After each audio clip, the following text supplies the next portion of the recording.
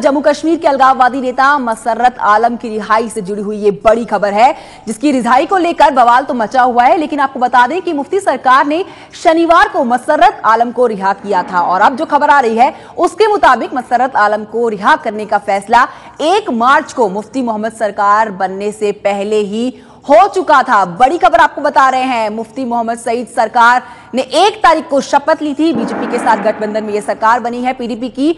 और जो बड़ी खबर है मसर्रत आलम की रिहाई को लेकर, जिसकी रिहाई 1 मार्च से पहले ही फैसला उस पर ले लिया गया था।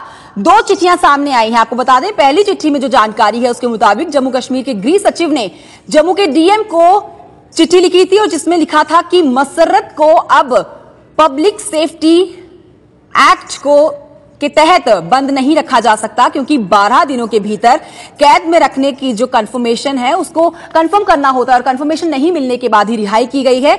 और दूसरी चिट्ठी की तस्वीर अब आपके सामने है, जिसमें जम्मू के डीएम ने एसपी को लिखी थी चिट्ठी, जिसके मुताबिक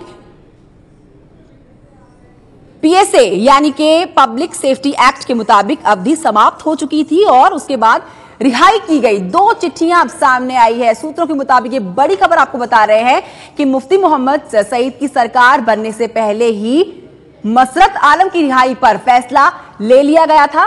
सवाल अब उठ खड़े हुए हैं कई सारे, लेकिन आपको बताते हैं सूत्रों के मुताबिक आखिरकार ये जानकारी पूरी है क्या। सूत्र कह रहे हैं कि 49 दिन के राज्यपाल शासन के दौरान ही मसर्रत की रिहाई का फैसला हो चुका था। 49 दिन का राज्यपाल शासन लगा हुआ था जम्मू कश्मीर में चुनावों के मद्देनजर, और उससे पहले ही यह फैसला ले लिया गया था। एबीपी न्यूज संवाददाता आसिफ कुरैशी फोन लाइन पर मौजूद है और जानकारी के साथ। आसिफ, क्या है और जानकारी, बड़ी अपडेट है ये पूरे मामले पर?